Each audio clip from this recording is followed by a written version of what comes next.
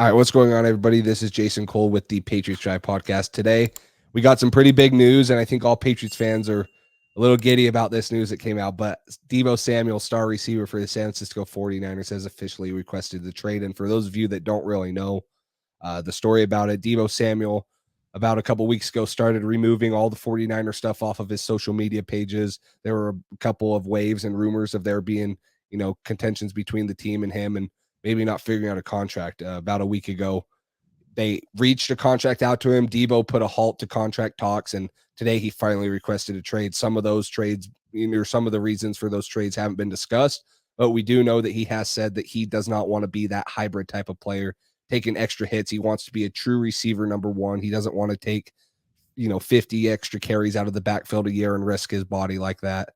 And we don't know the exact numbers that San Francisco gave him, so maybe that's a deal too. But this is going to take a king's ransom, and there's reports out there saying that the Jets have already said that it's going to take a lot to get Deebo Samuel off of the San Francisco 49ers hands. But New England fans will definitely be interested. So Cole, what are your thoughts on this? And, maybe what are you making out of it?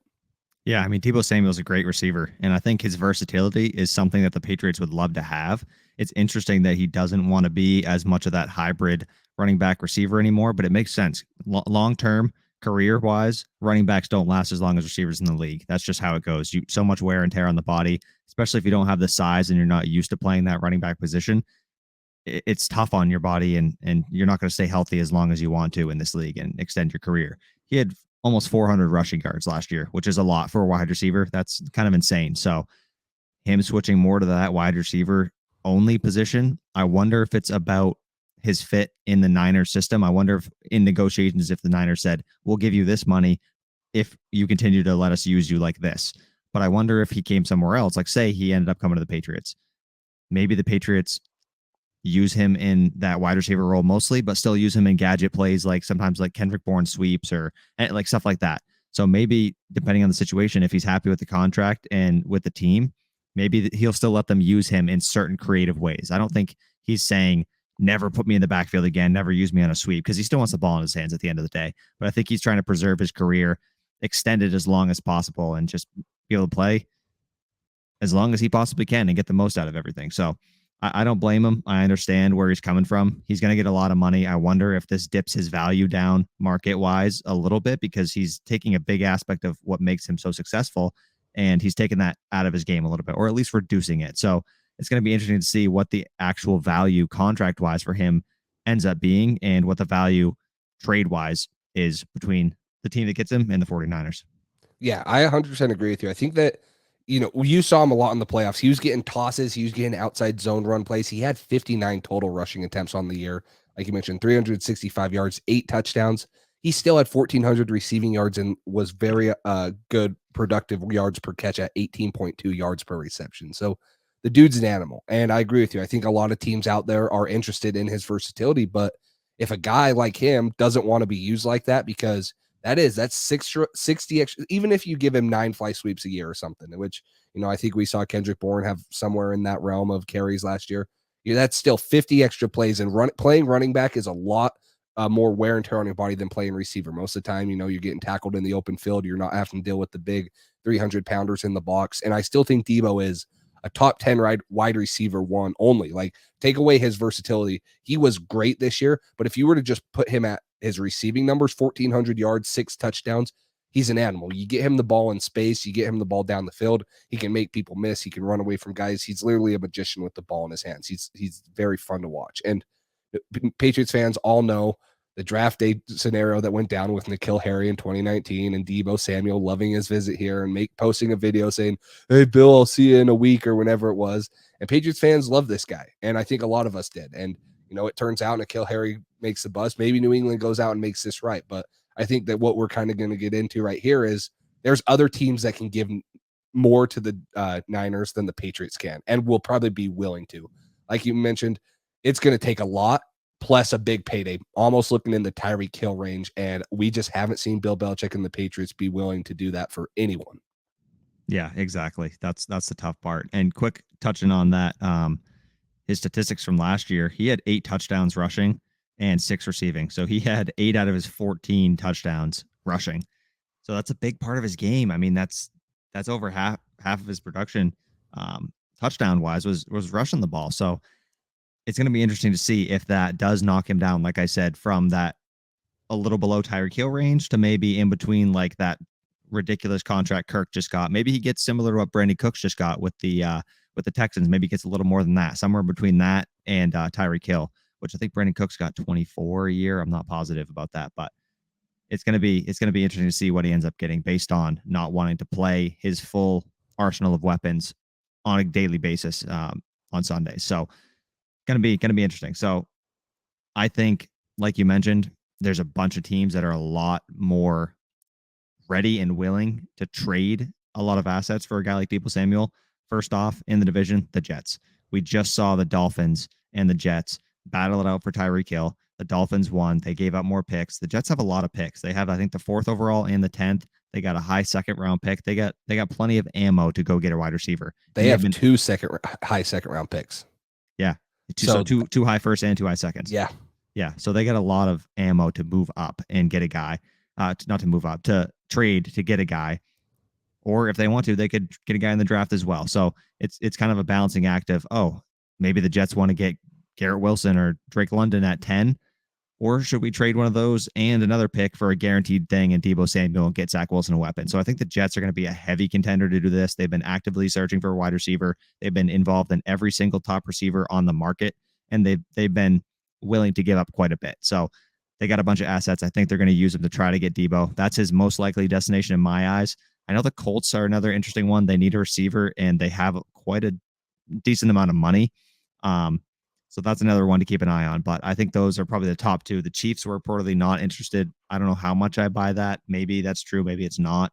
I think they're always going to be looking to improve, and it seems like superstars take a discount to go there. So that's another interesting spot for Deebo Samuel. Hopefully he doesn't go to any of those. Hopefully he comes to New England. But I don't see Bill Belichick, like you said, being willing to trade high draft capital along with a high paycheck. It's just, you don't see that often from Bill. Yeah, and I think that you look at any of the teams in the first round that have multiple draft picks, and I know Kansas City said they probably don't or aren't interested in him, but I think even if they can get him for one first round, maybe a future second and something, that they're going to give that up for Deebo Samuel. They're in a position with the draft picks and what they just got for Tyreek Hill to just replace him with Deebo Samuel, which is scary. And like you mentioned, the Jets using one of those top 10 picks to get him. You look at the Eagles; they've missed on tons of receivers, and maybe they go pair him with Devontae Smith, give Jalen Hurts another weapon. The Colts don't have much draft capital, but like you mentioned, they have 20 million in cap space, 60 million next year, and that's the interesting thing is Deebo Samuel's still on his rookie contract. He's going to play this year with the $4.9 million cap hit. So New England can easily afford that if they were to make a couple cuts, if they were to include Nelson Aguilar, some other people in the trade. They could make that 4.9 million. It's what's going to be next year when New England does have lots of money, 100 million as of right now in cap space, where Deebo is going to demand, I think, anywhere north of $25 million. I would think 25 million is the baseline. I would be surprised if it gets up to 30, but it easily could. So I think you're looking anywhere in that $25-30 million range. And I think, like you mentioned, the Jets are a lot more willing to do that. They were already willing to do it with Tyreek Hill, and now you're getting another guy of his caliber and another playmaker to pair with Zach Wilson, who's a young and upcoming quarterback that just, maybe needs some offensive line protection and another weapon. I think the Jets are going to be really aggressive, and it sucks to say if that happens, you're going to be dealing with Tyreek Hill and Jalen Waddle. You're going to be dealing with Stephon Diggs, and you're going to be dealing with Deebo Samuel 6 times a year. 2 from each side, and that's a scary sight For a long time too. It's not like it's a 1 year. It's these guys are going to be here for a while. They'll all have signed extensions. Stephon Diggs just signed an extension. Tyreek Hill, we all know Jalen Waddle's a rookie. He doesn't look like he's going anywhere, and he's just going to get better.